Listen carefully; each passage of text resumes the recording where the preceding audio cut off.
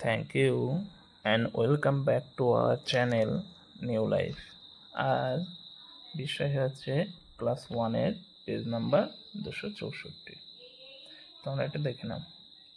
1 number বলছে রংধনুর 7টি রং কি কি বেছে নিয়ে লেখো।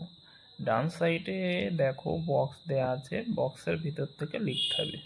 সবুজ, লাল, বেগুনি, নীল, কালো, হলুদ, গোলাপি, কমলা, আকাশি, বাদামি, এই কটার ভিতরে।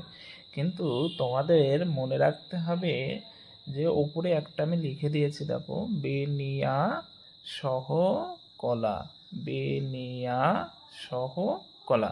ব দিয়ে হচ্ছে বেগুনি, দন্তান্ন দীর্ঘি দিয়ে হচ্ছে নীল, আ দিয়ে আকাশি, দন্তুস্ব দিয়ে সবুজ, হ দিয়ে হলুদ, ক দিয়ে কমলা, লয়াকার দিয়ে লাল। তাহলে এমনভাবে মনে রাখবে বেনিয়া সহ কলা।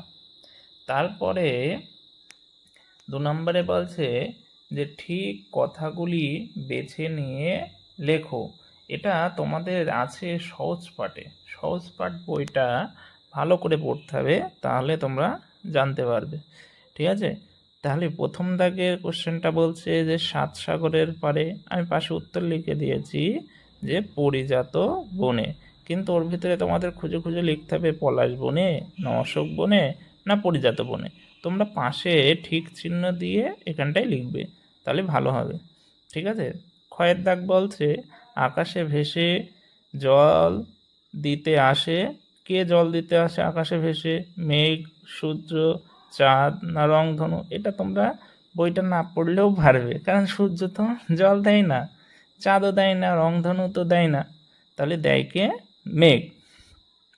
আকাশ থেকে নেমে আসবো কি বেয়ে? সিঁড়ি বেয়ে, বাতাস বেয়ে, না গাছ বেয়ে? বাতাস বেয়ে। চুলে দেবে গুজি। কিসের গুজি? গাঁদা ফুল, অশোক ফুল, না গোলাপ ফুল? চুলে দেবে গুজি হচ্ছে অশোক ফুল। এবার তোমরা ভিডিওটা বন্ধ করে তাই লেখা আরম্ভ করো। দেখে দেখে লিখলে কোনো কাজে আসবে না, নিজে নিজে চেষ্টা করো লেখার। যদি ভুল হয় তাহলে আবার দেখে ঠিক করে নাও।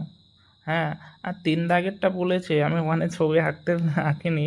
3 দাগেরটা বলেছে আকাশ, রংধনু, মেঘ, গাছ, জল, পাখি। এই বিষয় দিয়ে এসো একটি ছবি আঁকি। যে কোনো মানে একটা বিষয়ের ভেতরে আকাশ থাকবে, রংধনু থাকবে, মেঘ থাকবে, গাছ থাকবে, জল থাকবে, আর পাখি থাকবে।